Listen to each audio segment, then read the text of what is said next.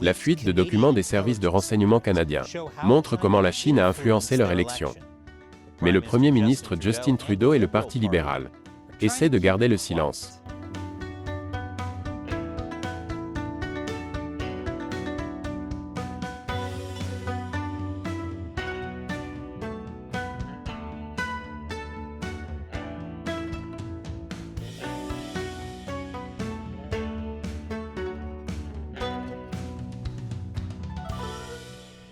Bienvenue à Chine non censurée. Je suis Chris Chappell. Pendant des années, le Canada a été attaqué par le Parti communiste chinois à travers ses opérations d'influence à l'étranger, le pipeline de fentanyl, l'espionnage d'entreprises et bien sûr, en répandant des rumeurs qu'Avril Lavigne sera la vedette d'une émission de télé-réalité chinoise. Pourquoi fallait-il que tu rendes les choses si compliquées, la Chine? Les responsables de la sécurité du Service canadien du renseignement de sécurité, ou SCRS, mettent en garde contre l'espionnage de la Chine depuis des années. Pourtant, les politiciens canadiens, y compris le Premier ministre Justin Trudeau, n'ont cessé de minimiser ces inquiétudes en les qualifiant d'alarmistes. Mais les faits démontrent le contraire.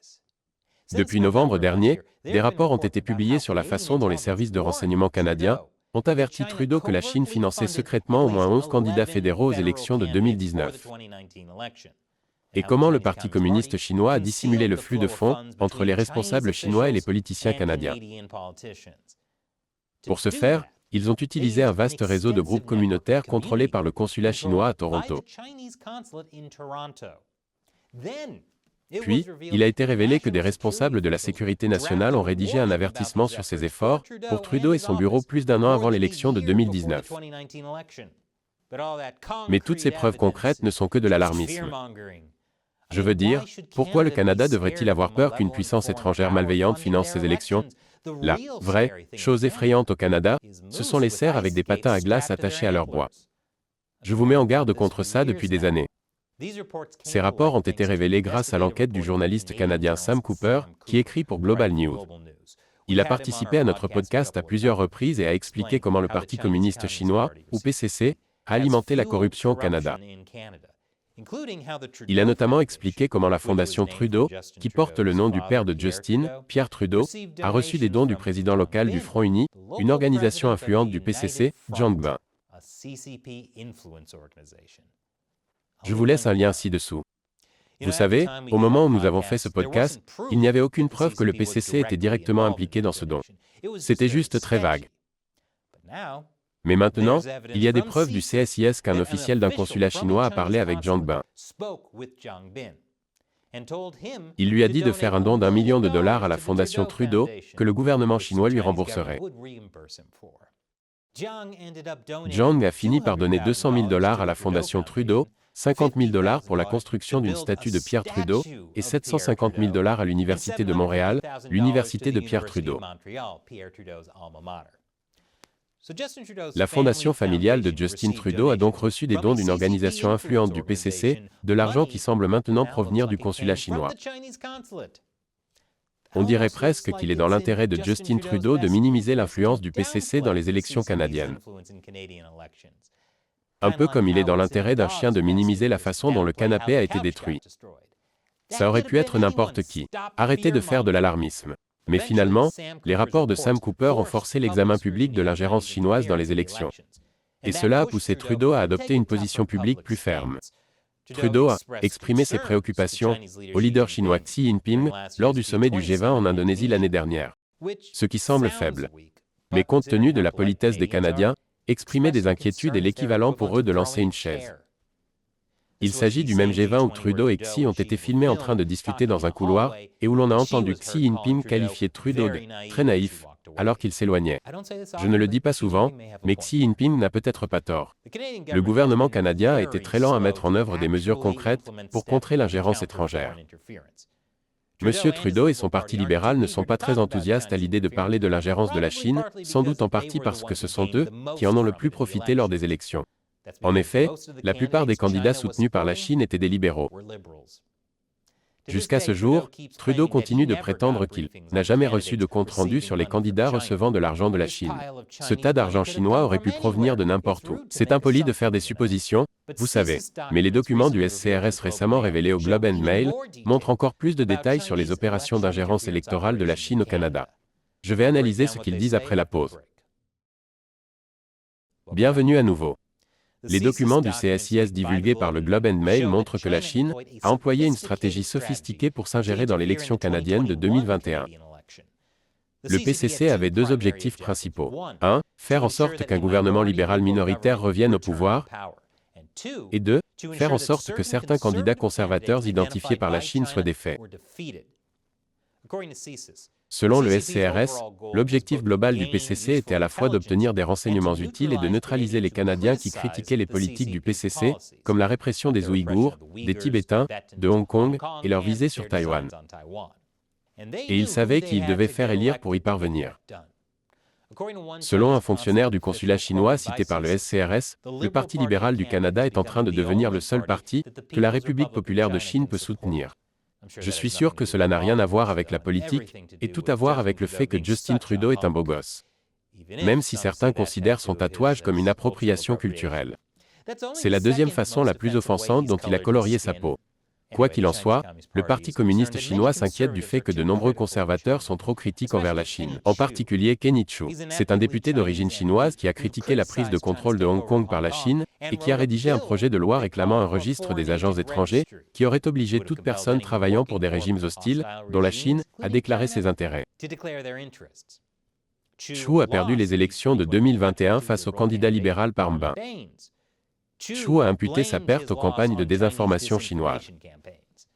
Les plaintes de Chu ont été rejetées par le gouvernement canadien, mais de nouvelles preuves indiquent que la Chine a en effet joué un rôle dans la défaite de Chu. Parce que la Chine est impliquée dans tout. Même les pots de miel. Enlève ta main de là, vieil ours stupide. Le CSIS a noté que l'ancien consul général de Chine à Vancouver, Tong Xiaoling, et l'ancien consul Wang Jin avaient fait des efforts discrets et subtils pour encourager les membres des organisations sino-canadiennes à rallier des voix pour les libéraux et à battre les candidats conservateurs. Wang, soit dit en passant, a été remarqué par le SCRS pour avoir servi d'intermédiaire entre les dirigeants communautaires sino-canadiens et le département du travail du Front uni du PCC. Il s'agit de l'organisation que le PCC utilise pour influencer les communautés chinoises d'outre-mer et les gouvernements étrangers. Des rapports classifiés du SCRS révèlent que Tong s'est vanté en 2021 d'avoir contribué à la défaite de deux députés conservateurs.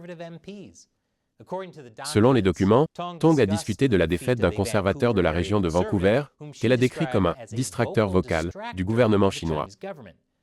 Une source a confirmé au Globe and Mail que le « distracteur vocal » était Chu. Ce à quoi Justin Trudeau a probablement pensé. Arrêtez d'être alarmiste, les faits font peur. Tong a également déclaré que la défaite de Chu prouvait que la stratégie et les tactiques de la Chine étaient bonnes et ont contribué à atteindre leurs objectifs tout en adhérant aux coutumes politiques locales de manière intelligente. Il existe de nombreuses façons pour les consulats chinois de tirer parti des organisations chinoises locales au sein de la société canadienne pour faire ce que le PCC a exigé. L'une d'entre elles était l'utilisation de la plateforme de médias sociaux en langue chinoise, WeChat. Les documents du SCRS révèlent que les diplomates chinois et leurs mandataires ont reçu l'ordre de faire passer l'idée que les conservateurs sont trop critiques à l'égard de la Chine et que, s'il était élu, il suivrait l'exemple de Donald Trump et bannirait les étudiants chinois de certaines universités ou de certains programmes d'éducation. Ce qui montre bien qu'il ne faut pas se fier à WeChat pour les informations. De plus, les diplomates chinois utilisaient de réelles, fausses informations. Et pourtant, les gens qui les dénonçaient étaient traités de marchands de peur. Cela ressemble à la version canadienne de ce Spider-Man même. La propagande n'est pas la seule façon dont la Chine a interféré dans les élections.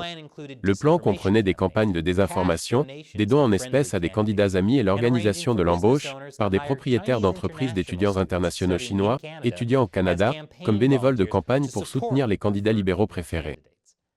Les consulats chinois ne devraient pas faire ça. Mais les règles des autres n'ont jamais empêché le PCC de faire ce qu'il veut.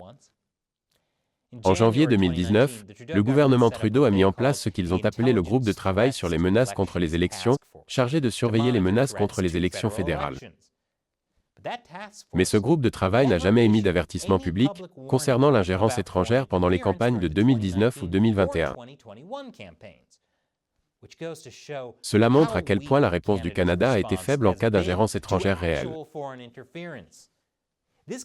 Cela pourrait bien être le plus grand cas de l'histoire de « vous n'aviez qu'une seule chose à faire ». C'est comme découvrir que le Titanic a engagé un type pour s'assurer que personne ne fait l'amour dans les voitures à bord. Comment avez-vous pu manquer ça? Mais le Parti communiste chinois ne ciblait pas seulement les politiciens canadiens. Je vous en dirai plus après la pause. Bienvenue de nouveau. Des documents du SCRS montrent que les services de renseignement canadiens sont au courant des opérations d'influence chinois et qu'elles ne se limitent pas à l'ingérence électorale. Les rapports expliquent comment les consulats et les bureaux des visas chinois ont reçu l'ordre de partager des informations sur tout politicien, fonctionnaire ou homme d'affaires canadien qui prévoyait de visiter la Chine. Surtout les dirigeants d'entreprises. Ce n'est pas surprenant, puisqu'ils sont souvent les plus désireux de faire des affaires avec la Chine dans un but lucratif. Car qu'est-ce qu'un peu de génocide, de torture, de totalitarisme, d'espionnage et d'ingérence dans les élections entre amis, n'est-ce pas? Un rapport classé top secret le 2 février 2022 explique comment le consulat chinois de Montréal suit les demandes de visa des Canadiens influents et éminents qui se rendent en Chine. La Banque de Chine est également impliquée dans les opérations d'influence chinoise. C'est le danger d'une société communiste. Aussi mauvaise que soit Wells Fargo, au moins ce n'est pas une banque contrôlée par des sociopathes autoritaires. Ils sont juste contrôlés par des sociopathes ordinaires. Selon le rapport, la Banque de Chine a reçu l'ordre d'informer les consulats des projets de voyage des dirigeants d'entreprises canadiens qui participent à des conférences parrainées par la banque. Des conférences comme la foire commerciale China International Import Expo. Que se passe-t-il une fois que la Chine a une cible en vue? Le CSIS a expliqué qu'il existait 3 codes de couleur pour les tactiques d'ingérence politique visant à influencer les personnes au Canada et celles qui voyagent en Chine, bleu, or et jaune. Figurez-vous que les larbins chinois auraient un schéma de couleurs basé sur les minions. Le bleu fait référence à des cyberattaques sophistiquées sur des ordinateurs, des smartphones et des chambres d'hôtel en vue d'un éventuel chantage. L'or fait référence à la corruption, et le jaune au pot de miel, l'utilisation du sexe pour compromettre une cible. Je vous avais dit que la Chine était impliquée dans les pots de miel. Les diplomates chinois savent que le CSIS est sur eux. C'est pourquoi la Chine a mis en garde ses amis canadiens, ceux qui l'aident à accroître son influence et à recueillir des informations auprès des politiciens contre les enquêtes sur l'ingérence étrangère. Une fois cette information révélée au grand jour, quelle a été la réponse de Trudeau? Condamner la Chine pour ses actions? Non. Au lieu de cela, Trudeau s'est mis en colère contre le dénonciateur qui a divulgué les documents au Globe and Mail. Je vais devoir mettre à jour ce même maintenant. En réponse à l'article du Globe and Mail, le Premier ministre Justin Trudeau a déclaré aux journalistes qu'il s'attendait à ce que le SCRS découvre qui est à l'origine de la fuite des rapports secrets, en disant « C'est certainement un signe que la sécurité au sein du SCRS doit être revue. Et je m'attends à ce que le SCRS prenne cette question très au sérieux. » Environ une semaine plus tard, il a dit « Nous sommes, bien sûr, toujours préoccupés par la sécurité nationale. À propos de la Chine, n'est-ce pas? Oui? Non. Sur le fait de s'assurer que les gens peuvent avoir confiance que nos agences de renseignement en particulier sont capables de faire leur travail et de garder leurs secrets et de fonctionner comme une agence responsable. Nous avons déjà établi à quel point ils sont bons pour faire leur unique travail. » Trudeau a également affirmé qu'il y avait des inexactitudes dans les documents divulgués, sans toutefois expliquer exactement quelles sont ces inexactitudes. Trudeau veut minimiser les discussions sur l'ingérence de la Chine dans les élections, arguant que donner une raison de se méfier des résultats des élections de 2021 fait le jeu de la Chine. Certains politiciens, comme la députée libérale Jennifer O'Connell, ont même affirmé que remettre en question les résultats de l'élection de 2021 est la manière à la Trump et diabolise le processus démocratique. Oui, rien ne nuit plus au processus démocratique que de laisser le public le remettre en question. C'est comme dire, se demander pourquoi je donne du chocolat à mon chien prouve que vous détestez les chiens. Laissez-le se régaler. Trudeau et le Parti libéral ne cessent d'insister sur le fait que ce n'est pas un secret que la Chine s'est immiscée dans les élections d'autres pays et qu'il n'y a aucune preuve que la Chine a aidé les libéraux à gagner. Il est vrai que le directeur du SCRS a dit au gouvernement Trudeau que rien n'indique que les efforts d'ingérence du PCC ont aidé à élire leur candidat préféré en 2019. Mais peut-être que ce dont le gouvernement Trudeau veut détourner l'attention des gens n'est pas seulement l'ingérence du PCC au Canada, mais sa propre absence de réponse à cette ingérence. Pourquoi toutes ces fuites du SCRS se produisent-elles maintenant? Peut-être parce que les dénonciateurs sont frustrés par le peu d'intérêt que le gouvernement Trudeau semble porter à cette question. L'une des dernières bombes concerne la façon dont le SCRS a averti les assistants de Trudeau avant une élection en 2019 qu'un candidat du Parti libéral était sciemment impliqué dans l'ingérence électorale chinoise. Ce candidat était Han Dong, aujourd'hui député. Entre autres choses louches, le SCRS allègue que des étudiants internationaux chinois ont reçu de fausses adresses et ont été amenés en bus pour voter pour Dong pendant la course à l'investiture libérale. Selon le SCRS, le consulat de la RPC a également dit aux étudiants de soutenir le candidat en question s'ils voulaient conserver leur visa d'étudiant. Et oui, au Canada, les non-citoyens peuvent voter dans les primaires du Parti libéral. Mais si le PCC peut contrôler qui obtient la nomination du Parti libéral dans une région qui n'élit jamais de conservateurs, cela revient à contrôler l'élection générale.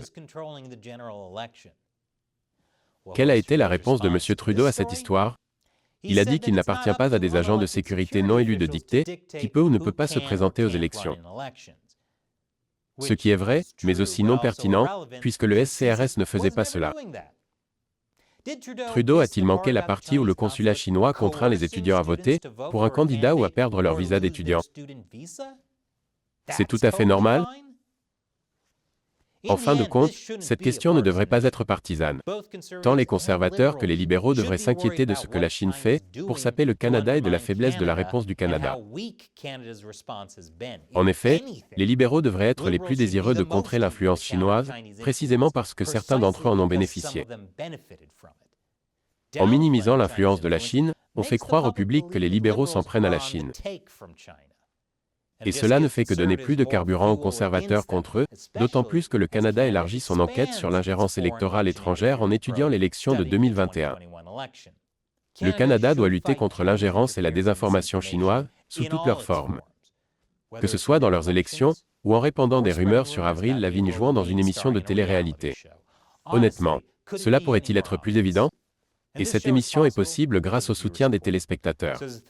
Alors, pour remercier mes merveilleux fans qui soutiennent Chine non censurée, via le site de crowdfunding Patreon ou la plateforme de médias sociaux exclusive Local, je vais répondre à l'une de vos questions. Constantin demande sur Patreon.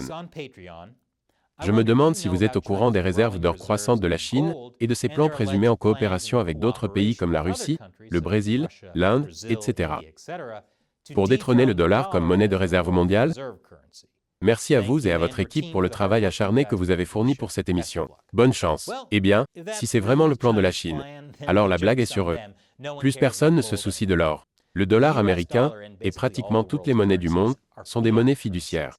Cela signifie que leur valeur est uniquement basée sur la confiance des gens dans leur gouvernement. La Chine n'a donc pas besoin d'acheter tout l'or du monde. Tout ce dont elle a besoin, c'est de saper la confiance des gens dans le gouvernement américain, et elle s'y exerce déjà avec le Canada. Merci pour votre question, Constantin, et merci à tous ceux qui soutiennent Chine non censurée via Patreon. Rejoignez-nous sur Patreon et contribuez à hauteur d'$1 ou plus par épisode. Vous bénéficierez de nombreux avantages, notamment le fait que je répondrai à vos questions pendant l'émission. Rendez-vous sur patreon.com/China Uncensored. Encore une fois, je suis Chris Chappell. Merci d'avoir regardé Chine non censurée.